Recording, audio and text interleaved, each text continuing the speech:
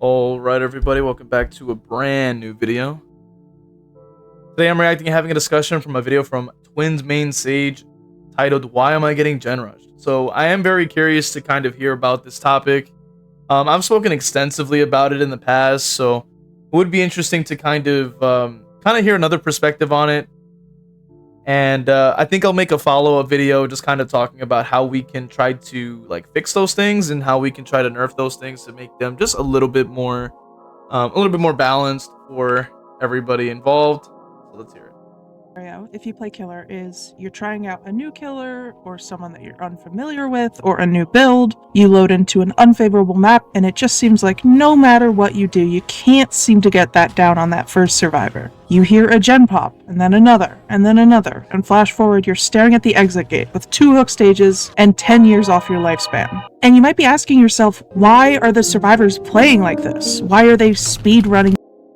I think a vast majority of players that do play to win, or at least that do sort of have that idea, I think that it is something that a lot of people can really relate to in a lot of ways. And I think that this video in itself is starting off pretty strong for all of us that do play killer, because honestly, who doesn't ask this question when they are playing the game? I think nowadays, right? And honestly, I wish I knew the answer, right? Like, it seems like, you're usually going against teams that are very dedicated to the objective, and it's not, and in turn, it just means that you just have to keep up with it. And these are the same people that will then ask you, why are you trying to win? This game. Well, dear viewer, I am not a survivor main, but I do dabble in playing both sides, and I have a lot to say about this specific topic. So channel your inner Ash Williams and buckle up. Let's talk about gen rushing. Firstly, let's define this term, gen rushing, to make this video easier to follow. Gen rushing is when the survivor team brings perks and items for the sole purpose of sticking on generators and finishing them as fast as possible, potentially sacrificing any secondary objectives, heals, or unhooks in the process. I'm sure we've all seen this plenty of times, especially nowadays. Maybe to a lesser degree. I think I did actually have a video where I literally did go against a gen rushing squad, I would say, as a character that I have not played much, which was Trapper, which is interesting. So it goes to show that this type of phenomenon applies to everybody. I would say I think all of us kind of have gone through this, and that adds to that. That is my definition. That is what I will be referring to as gen rushing throughout this video. So let's get into why survivors might play this way. Survivors, on their own, do not have much power. This lack of power can weigh on them across multiple rounds where they perform poorly, whether they got tunneled out, slugged, or simply didn't loop the killer for as long as they could have. Every loss is a reminder of how little control that you have over the average trial, and a consistent way to have more control is to bring a gen-focused build. It establishes you as a valuable asset to the team. You can make the difference between whether or not your teammates are able to escape, and you have a tangible impact on the average trial. It is satisfying to be the reason why your team escapes, especially if you've been stuck with bad teammates too many times in the past. That brings us to Rusty Well, off the bat, which I'm trying not to laugh at the SpongeBob reference, but anyway, I'm trying so hard not to laugh. But anyway, to touch on the idea that you want to be valuable to your team, and to touch on the idea that solo queue sucks. I mean, those are completely fair assessments. And when I do talk about a topic like this, I'm mainly thinking of the Swifts. I'm mainly thinking of what it is to go against those types of teams, because I notice a lot of the time it is usually like a team. It's usually combined with a map offering. They're bringing multiple toolboxes. And in some cases they might even have similar names. They'll have names that are tied to each other to show that they're in a team. They'll also have maybe similar skins and stuff like that as well. You've seen there's different variations to it. That is a fully understandable assessment to want to have, that you want to be valuable to your team, and it's all about teamwork, as I've said many a times. The only thing is that it just kind of isn't fun to go up against, especially if you are somebody who wants to either win the game And this is obviously, actually no, let me rephrase that. When you are trying to win the game, seems pretty much normal to see something like this. If you are trying to play casually as a killer player, believe it or not, this isn't fun to go up against, I would say. Because the games are gonna end in like 5 minutes. Like if they're dedicated, you know what I mean? It's and I've seen it many a times. I've gone against it plenty of times. You have literally zero time already on base kit. Like they don't necessarily need to bring any gen perks for them to even reach gen perk speeds at this point. Like it's honestly insane how fast base kit is. And I do wish that one day they'll adjust it and they'll fix it. But let's continue. When I play Survivor, I almost exclusively play solo queue, which means I'm playing with people I don't know. I also rarely escape most trials. When I was bringing gen builds, recording for this video, I didn't have to worry as much about whether or not my teammates were doing gens, because I was progressing them so quickly. And honestly, it was just relaxing knowing what my role was on the team. I was the gen jockey.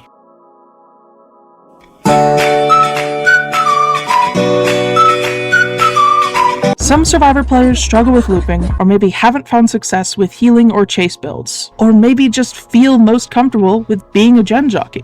Some of the times you see survivors running toolboxes or prove thyself or deja vu, those are just the perks that they enjoy running the most, and video games are about doing what is fun for you.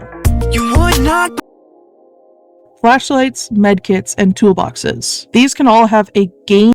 So I do kind of understand the idea that, you know, which I've said this many a times too, like Survivor objectively is the easier side between Survivor and Killer, mainly because like you don't like there's a bunch of downtime as it is, right? Like you know, any match you play, you're on the gen about 80 to 90% of the game. You may get chased, you may not get chased, and then you know a horn goes off and you fly through the gate. Pretty simple stuff. I mean, you know, it's understandable that the vast majority of casuals also gravitate to that side. Because it doesn't require you to think about macro, it doesn't really require you to do that much, and especially when a lot of things like toolboxes and perks are giving you so much of a bonus. What do you need to really do to think outside of that? You know what I mean? Now, is it a preferred playstyle? Of course, and this needs to be thrown also towards the survivors that get upset at people trying to win the game as well. It's just a preferred playstyle. It's just someone's preferred playstyle. If I choose that I want to win, that's what I enjoy trying to do, then that's my preferred playstyle, the same exact way. But because it's something that they don't like, then all of a sudden it's not a playstyle. Oh, you're just being scummy. It's like it. But so you know, on the same side of the coin, I can call this scummy too, right? I mean, it works the same way. I don't like it. I'm gonna call it scummy too, right? That's just, you know what I mean? Nobody finds it fun to get gen rushed. Like nobody finds it fun to get a 5-minute game. So, you know, with those particular people. Now, however, for the people that actually are trying to use their ears and listen to this video, then we'll speak to you guys and we'll say, yes, this is a playstyle just like any other playstyle is. We may not like it, but it is in the game, and it is how it works.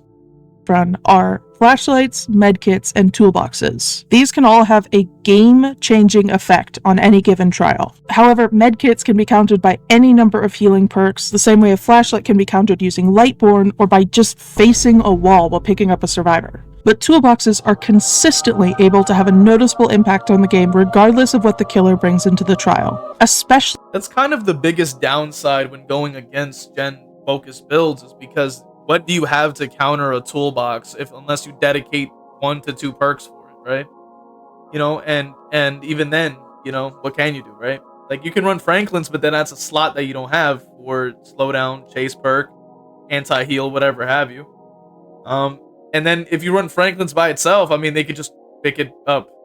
They'll just run back and pick it right up. So that's kind of pointless. And then obviously you can try running it with like weave, you know, which is kind of cool. But then if they decide to pick up the items and put them somewhere else, then that's kind of it for your aura, which means there are 2 perks now that you can't really use either. So it's kind of a lose-lose in that situation. It's not a perfect 1-to-1 example like Lightborn to a flashlight or an anti-heal, which I wouldn't say in Nurse's Calling is really anti-heal because it's kind of useless. But regardless, anti-heal to medkit, not really the same. if they're used to progress gens rather than sabotage hooks. There's basically nothing that a killer can bring that specifically affects toolboxes.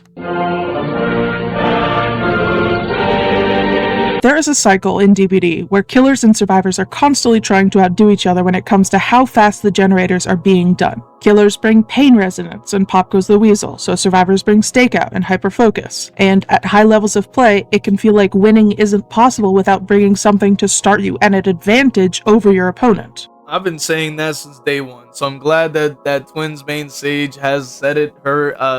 Has said it themselves. I'm glad. All right, we got somebody saying it that's not just me. You know what I'm saying? At least somebody else is saying it too. Okay. This unfortunately means that killers that aren't bringing gen regression can get paired with survivors bringing gen builds, and that killer can feel like it's unfair for gens to fly so quickly. But that's not an issue with the survivors, it's an issue with the balancing of higher MMR DBD. I also have been saying this for ages. Like, this is not necessarily a survivor problem. It's more so the game balancing, right? And that is unfortunately the biggest problem. And that's why I want to make a dedicated video talking about how can we fix this problem. Here's my suggestion of how we can fix the gen issue, because that is the main core of the problem and that they have not addressed. And it sucks. Like, it really sucks. You know, like I've said even with the Blood Moon event that we had recently with the blood gens, literally accentuated the biggest problem with DBD that still has not been addressed to this point. Like, there still has not been any patch, nothing to address the idea of gen speeds being so insane. And at least we can say that the Blood Moon event showed the devs, hopefully showed the devs, that having no gen regression at all will completely destroy every match that ever occurs in the game. It is not a good idea. So let's continue.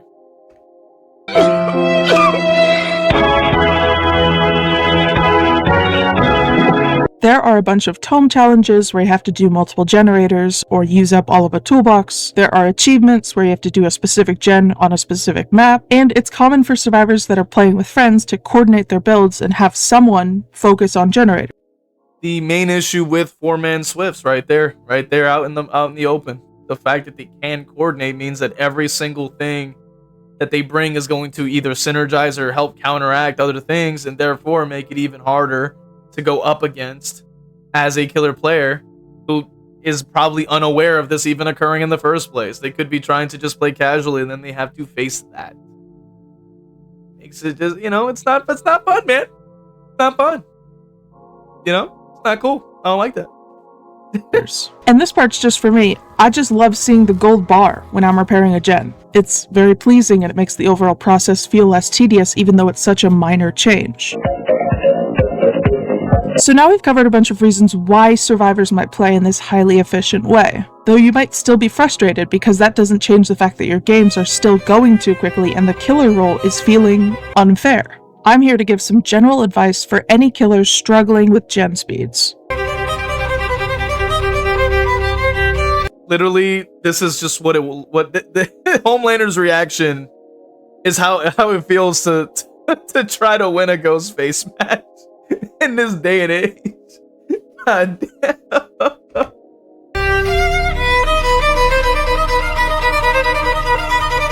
I'm going to cover the two types of gameplay on the killer side. Micro gameplay is the 1v1, the chases you have with each individual survivor. This category includes mind games, knowing tiles, knowing how to use your killer power to injure and down a survivor. Macro gameplay is the 1v4. This category includes knowing when to tunnel, slug, and camp, knowing how quickly generators are being done, knowing how to maintain pressure and keep the survivors off of gens. The best in-game example of prioritizing macro over micro gameplay is in this killer match where I decided to chase a healthy survivor on death hook rather than an injured survivor that I hadn't hooked yet. I'm glad that, once again, TwinsMainSage is talking about the trying to win the game, utilizing strategies, and understanding macro. Which means you are going to be slugging, tunneling, and camping. Like, once again, we haven't said. Like, once again, I'm glad that we're all on the same page. because, you know, it's exactly my point. Is literally like, you know, jokes aside, literally my point is literally that is the macro is the biggest thing, right? And it depends on the killer, right? And you know, obviously, as somebody that doesn't play at like Wesker or anybody else besides the M1s that are considered the weakest in the game, as I keep saying, my perspective on it is going to be like it's going to be difficult. Like, you know, you don't have map traversal, you don't have any abilities or powers to help you, so it's like, you know, GG's, I guess. It's not fun, but it is a sad reality, and that's why I've been talking about these topics, you know, so much, is that, you know, this is such a difference. You know, there's such a difference between an S tier and a C tier. Like that is, it's insane. Like it doesn't help at all. And then there's such a difference between casual players and the more like, you know, competitive players that want to win their games. It's such a difference. But in this part right here is where it collides. You know what I'm saying? Because we all have to utilize these strategies at some point. It's not scummy gameplay. It's called strategy. In the same way, we can use that same logic on Survivor too. We could say gen rushing scummy. We could say that you know, getting down in the corner of the map is scummy and stuff like that. We could say saboing is scummy. We could say everything is scummy at that point. You're taking out my totem. That's scummy, right?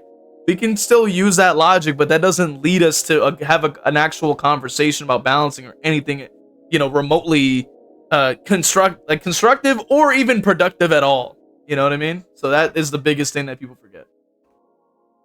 Even if the chase will take longer, it will be a better decision in the long run, because I'll be getting someone out of the trial. These are skills that come with experience, and most importantly, they come from loss. Every time you lose a game is a learning experience to figure out what went wrong, whether there was something you could have done differently, and what to do next time. There's no one right way to play the game, but it's important to know what your options are and how to generate the most pressure in any given trial. An undeniable fact in Dead by Daylight is that there are strong and weak killers and perks. You need to know what you enjoy the most in any killer match. If you really enjoy winning, but you're also playing a stealth killer with the most obscure, least used perks you could possibly find, then you need to prepare to lose. If you've decided that you refuse to tunnel, camp, or slug, then you are letting go of a potential advantage that you can gain over survivors. I completely agree with all of that has just been said. I completely agree with that. And that doesn't invalidate the idea that you still want to win, obviously. I do want to add on top of that to continue the point that's being made. But obviously, you know, we need to be fully aware of what we're going to be going up against in that sense.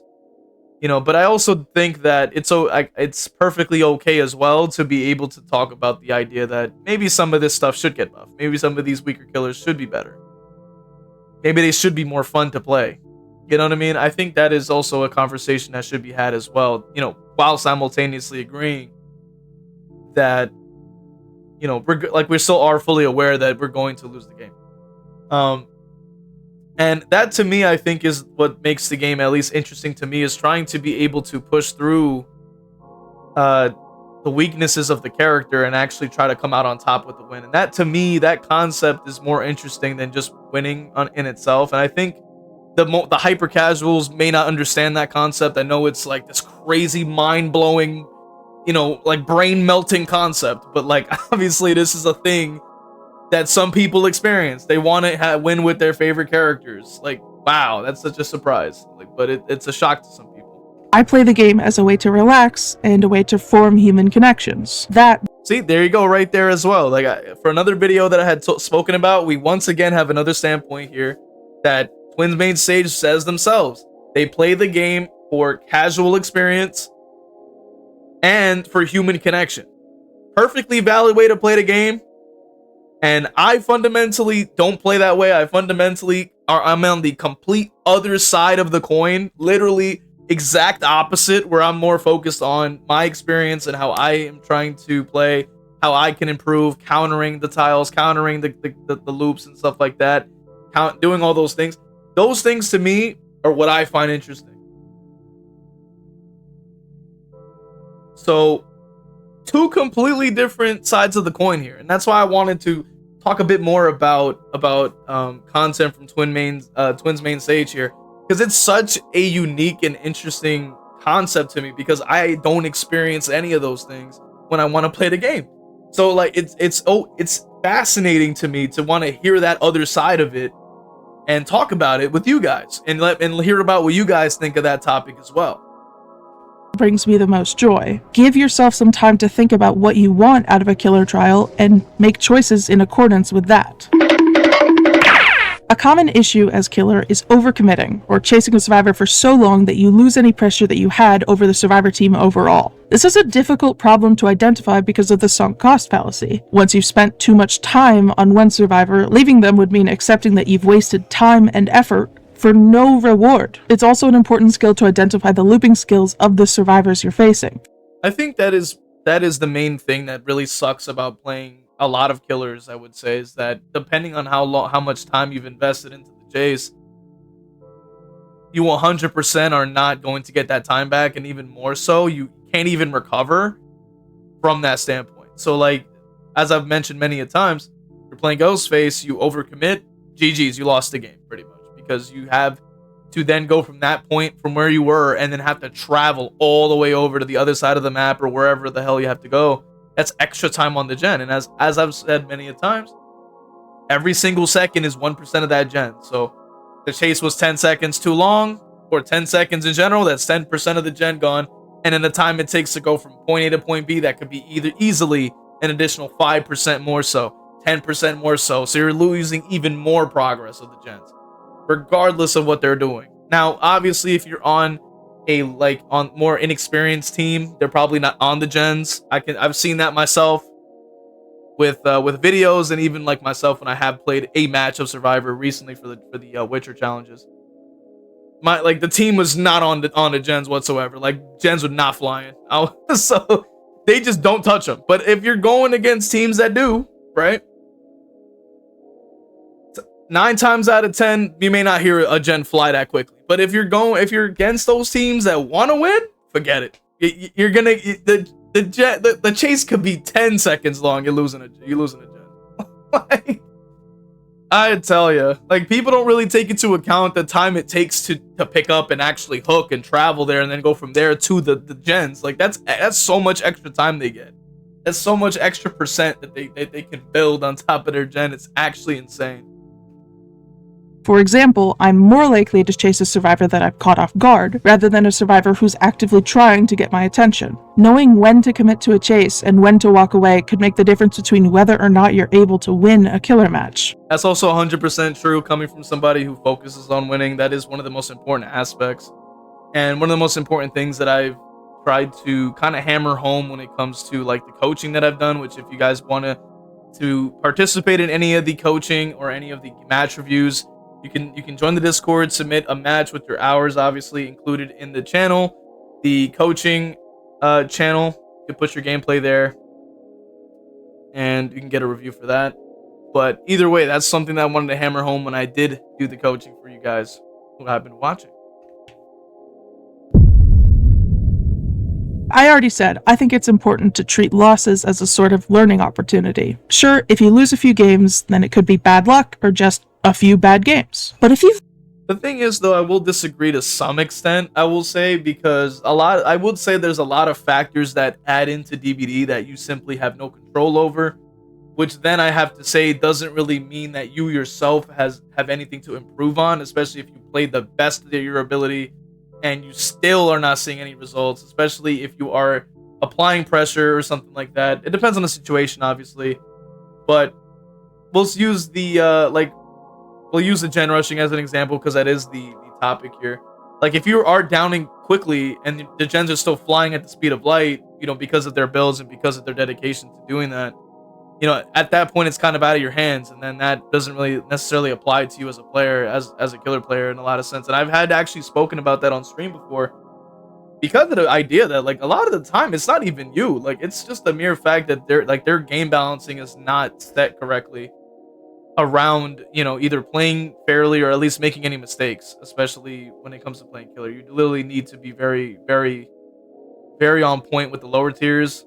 Maybe you can make it slightly less so on the higher tiers, but Lower tiers, you really can't overcommit. You can't make that mistake of even like overcommitting or going after the wrong people. Even more so because they do not recover at all after that. It's pretty much a wrap.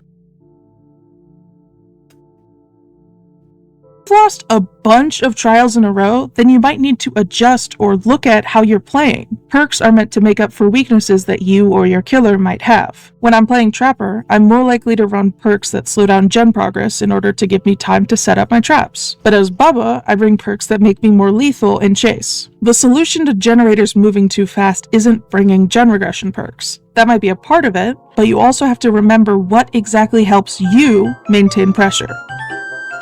Before we move on to the conclusion, I want to give a big thank you to my awesome Ko-Fi support. I do see where TwinsMainSage is kind of coming from with that. I would say, and it's something that I do agree with to some extent. I just do think that there are some killers that are just simply not capable of really moving past their rankings, even with perks, to the point that perks are almost required to even have them be playable. And there's some characters that I think that are fine perkless, and there's some characters that are just S tiers. You know what I mean? They're untouched by the perks. So, with that being said, it's like the game kind of makes you have to choose not to play those characters. Like, and that's sort of why you see people are constantly playing Blight and Nurse and stuff like that, Spirit and the other S tiers. And you see a lot of people complaining about it, especially around even when Kenneki dropped. All they see was Kenneki, right? He was a strong killer and easy to use. That's what people want to use, because why would they want to use a weak killer and lose? Like, that's not fun for anybody. Unless they deliberately like to lose or whatever have you, which is fine for them. But, you know, I would think of a majority kind of prefer not to. So that is sort of the idea with that. And I think that the least common one is that the survivors personally don't like you. The truth is that you're sometimes going to be playing killers that you're unfamiliar with, or you're going to get a map that you're not good at navigating, or any number of things that can throw you off your game. If you immediately assume that gens are flying because the survivors are a toxic 4-man Swift that hate you, then you're just gonna have a lot less fun with this game. The best advice that I can give to any killer that's struggling with a lot of losses: never, ever go to the exit gate if you've completely lost a game. Even if they're waiting out the entire timer, just mute the game, put on some music, watch a video, anything except for looking at them. Don't let them disturb your peace. And to survivors, you shouldn't feel bad for playing how you want to play. Generators are your objective, and focusing them isn't toxic or malicious in— Two things I'll say. One thing is I'll say TwinsMainSage. Shout out to TwinsMainSage for giving out W advice, bro. Like, this is probably the best advice you'll get as a killer player. Is like, they're gonna be toxic and wait out the exit time, bro. Just like I'll tab out or something, bro. Mute your game, walk away, do something else, bro. Just wait, you know. And try to chill, man, because this game ain't worth it, bro. This game ain't worth it. And as for the survivors, I mean, I don't know what to say to them. I mean, I don't really think they care how they play regardless. I mean, from what I've seen and what we've all seen, I think at this point, I don't think they care at all about the gen speeds. Besides it, they just love that it's fast, probably. That's the best estimation I can have. In any way. I think it's important for us all to remember that this game is unbalanced and unpredictable, and things are often going to go wrong. But we adapt. And we get better. Those losses are not a reflection of who you are or your intelligence. They only help you grow. So with that being said, thank you guys for watching. You know, if you enjoyed it, leave a like, comment, subscribe to other YouTube things. Check out TwinsMainSage's channel. Covers other different topics and videos like this. And yeah, I gotta say it's a pretty good video. Let me know what you guys think in the comment section. Do you agree with these points? Do you disagree? What's your thoughts? And yeah. So support with the links in the description. Follow on Twitch, watch me play Killer Live, and I'll see you guys in the next video.